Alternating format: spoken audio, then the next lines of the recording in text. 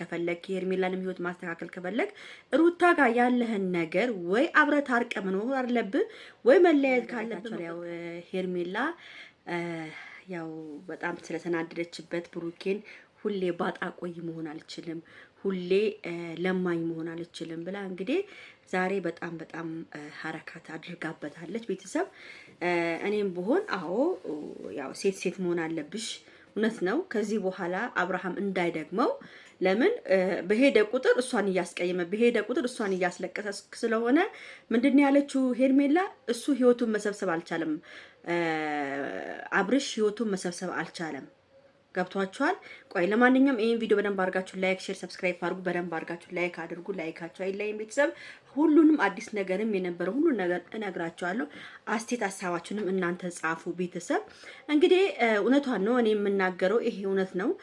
አብርሃም የራስን ህይወት መምራት ከፈለክ፣ የራስን ህይወት ማስተካከል ከፈለክ፣ የሄርሜላንም ህይወት ማስተካከል ከፈለክ ሩታ ጋር ያለህን ነገር ወይ አብረህ ታርቀህ መኖር አለብህ ወይ መለያየት ካለብህ መቁረጥ ካለብህ መቁረጥ አለብህ። ልጅን መጠየቅ ብቻ ካለብህ ልጅን ጠይቀህ መውጣት ነው እንጂ በሆነ ነገር አስፈራርተክ በሆነ ነገር ስትይዝክ አንተ ሄርሜላ ልብ እየሰበርክ መሄድ አይደለም። ሄርሜላ ምንድን ያለች ልብህ ለፍቅር ካልተዘጋጀ ከኔ ጋር አዲስ ህይወት ካልተዘጋጀ ቢቀር ይሻላል፣ ከሷ ጋር ታርቀ ብትቀመጥ ይሻላል ብላለች። እንግዲህ አንተ ደግሞ ምንም ልሰማ አልቻልክም። እኔ አንዳንዴ ደግሞ በአብርሽም አልፈርድም። ያው ባለፈው ይሄ በቀደሙ አልፈርድበትም። ለምን ማይሆን ፎቶ ይዛበታለች፣ ማይሆን ቪዲዮ ይዛበታለች። እሱን እስከሚያስጨርስ ነበር አብርሃም የሚገባው እንጂ ከሩታ ጋር ያለውን ነገር የጨረሰ ነው ይመስለኝ ሳስበው። ለምን መሰላችሁ? ለሩታ ያለው ቦታና ለሄርሜላ ያለው ቦታ በጣም ልዩነት እየፈጠረብኝ ነው። እስቲ እናንተ አስተውላችሁ ሄርሜላን እንኳን እንዴት ነው የሚስማት? አንገቷ ስር እንዴት እንደሚስማት ቤተሰብ እንዴት ምጥጥ አድርጎ እንደሚስማት በጣም አብርሃም በጣም ልዩነት አድርጓል።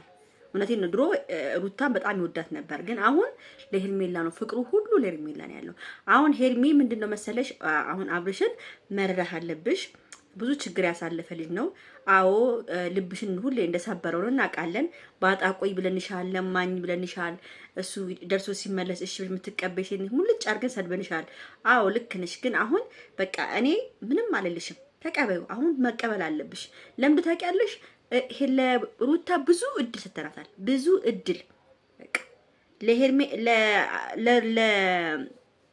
ለሩታ ቆመናል፣ ብዙ እድል ሰተናታል። ግን እድሏን ልትጠቀም አልቻለችም።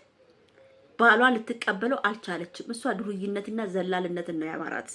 ገብቷቸዋል። እኔ ሳስበው እንደማ እኔ ሳስበው እንዴ ልጁ የአብርሽ አይደለም እንዴ? ምንድነው ያስፈራት እንደዚህ ከአብርሽ ጋር መሆን? ወይስ ዲኤንኤን መመርመር አለብን? ልጁ ምንድነው ነገሩ? ምንድነው የሚያስፈራሽ? ቆይ እኔ እኮ ሩታ ፈርታ ነው የሆነ የፈራችሁ ነገር አለ። አብረው ከአብርሽ ጋር ሲኖሩ የሆነ የሚፈጠር ነገር ያለ ይመስላል። ልቧ ይፈራል መሰለኝ፣ አላውቅም።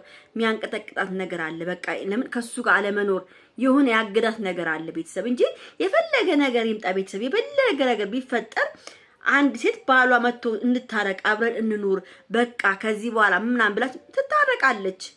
ለምን በዚህ ማላችሁ የልጅ አባቷ ነው፣ የልጅ ያስወለዳት ሰው ነው።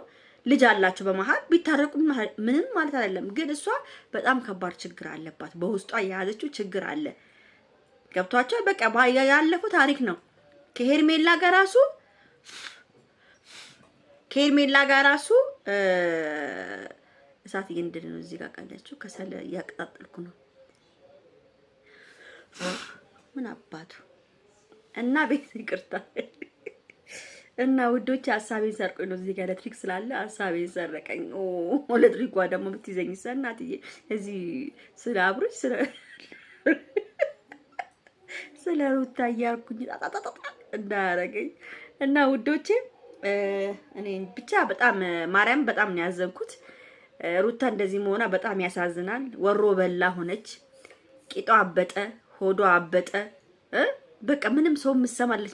ወይኔ ግን እንዴት እንደምን የሚያደርጋት ቤተሰብ እንዴት እንደምን የሚያደርጋት ቆይ የሚያደርጋት በጌታ ስም እና ሄርሚዬ ከአብርሽ ጋር ብትቀጥይ በጣም ደስ ይለናል። እኔ ምንም አልልሽም። ከዚህ በኋላ ብዙ ሰድቤሻለሁ፣ ብዙ ተናግሬሻለሁ። ሩታ የምትመለስ መስሎኝ ነበረ፣ አልመለስም ብላለች። በቃ ከዚህ በኋላ አብርሽም ከዚህ በኋላ ህይወትን የምትመራ ከሆነ ትክክለኛ ህይወት ፈላጊ ኮንክ በቃ ከሄርሜላ ጋር አርፈል ቀጥ ለጥ ብለህ ህይወትን መምራት አለብህ። ልጅህን መጠየቅ ባለብህ ሰዓት ልጅህን ሄደህ መጠየቅ ትችላለህ። ብቻ አንሳውን ከሄርሜላ ጋር ወይ ከአንድ ሰው ጋር አሁንም ጎል እንዳታስገባ። አጅሬ ታጥቃ ተነስታለች፣ ታጥቃ ተነስታለች። ስለዚህ እባክን ራስን ጠብቅ ራስን። ከምንም በላይ ራስ መጠበቅ ጥሩ ነገር ነው። ገብቶሃል? እና ቤተሰብ እኔ እንጃ ብቻ አብርሃም ዛሬ በጣም ነው ያሳዘነኝ። የሄርሜላ ወንድም ደግሞ እንጣጥ አርግ የሆንክ ጎፈሬ ነገር ይድ እነሱ ይተዋወቃሉ፣ ይነጋገሩ፣ ይፍቱ። መሀል ገብቶ እንዲህ የሚል ሰው እንዴት እንደሚያስጠላኝ። መሀል ላይ የሚገባ ሰዎች ግን ጤነኛ ናችሁ? ሱማ የሰው ፍቅር መሀል ላይ ገብታችሁ የምታሽቃብጡ ሰዎች ግን ጤነኛ ናችሁ? ጤነኛ ናችሁ? ያማችኋል? ኦ ማይ ጋድ